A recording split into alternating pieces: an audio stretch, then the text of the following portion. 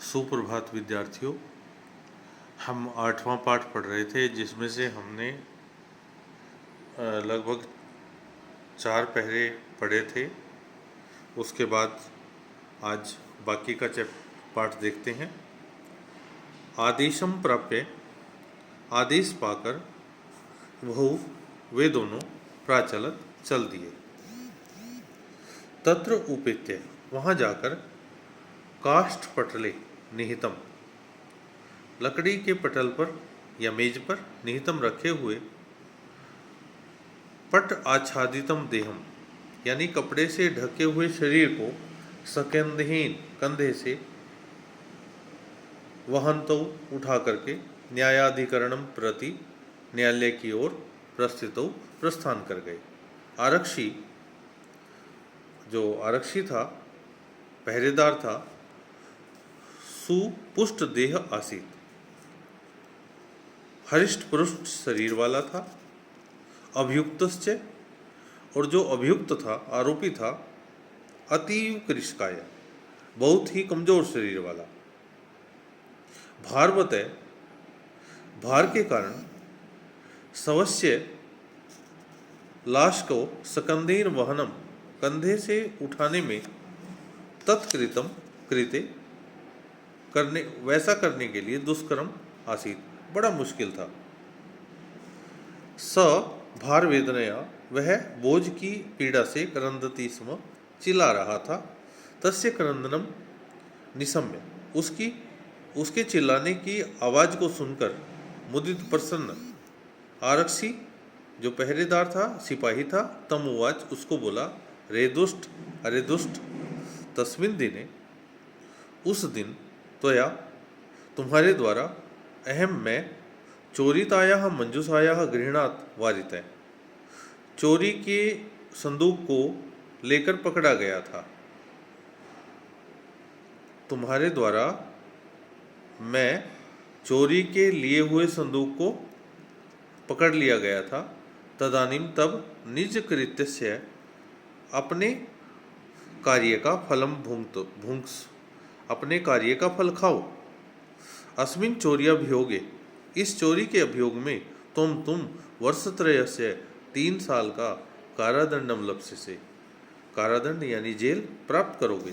इति प्रोच्य, ऐसा सुन करके, उच्चई हसत, ऐसा कह करके जोर जोर से हंसने लगा।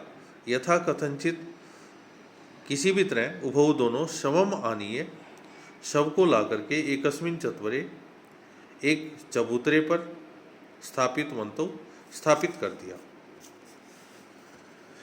न्यायाधीशेन, न्यायाधीश के द्वारा, पुनः फिर से, तौ घटनाया विषय, उस घटना के बारे में, वक्तुम, कहने के लिए, आदिष्टौ, आदेश दिया गया।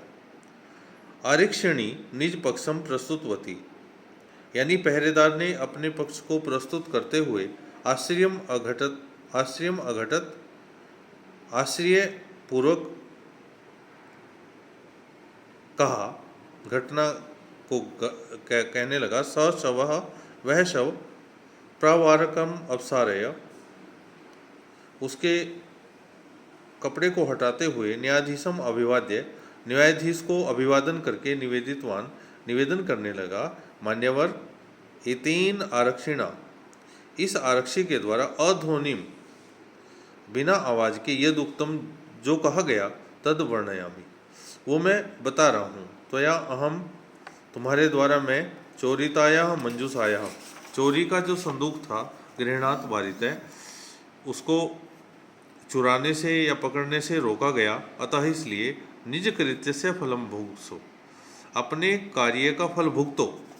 अस्मिन चौर्याभियोगे, इस चोरी के अभियोग में, तुम वर्षत्रयस्य कारादंडम लप्स्यसे इति, कारावास को प्राप्त करोगे। इति न्यायाधीश है, न्यायाधीश ने आरक्षिणे कारादंडम आदेश्य, आरक्षण यानी पहरेदार को कारादंड का आदेश देकर, तम जन्म, उस मनुष्य को, ससम्मानम मुक्तवान, इज्जत सहित छोड़ दिया। अतः एव उच्यते, इसलिए कहा गया है, दुष्कराण्यपि कर्माणि मति वैभवशालिने नीतिम युक्तिम समालंब्य लीलया एव प्रकुर्वते, यानी दुष्कराणि अपि कर्माणि, जो बुरे काम होते हैं, मति वैभवशाली ने, जो बुद्धिमान लोग होते हैं और वैभवशाली होते हैं, नीति युक्त समालंबे, उसको प्राप्त करके लीलाया एवं प्रकुर्वते। कहने का मतलब ये हुआ कि खेल खेल से ही उसको सहारा लेकर के खेल खेल में ही उसको लीलाया एवं खेल खेल में ही प्रकुर्वते कर लेते हैं। तो ये था हमारा आज का पाठ। कल हम आपको इसका अभ्यास कराएंगे। धन्यवाद।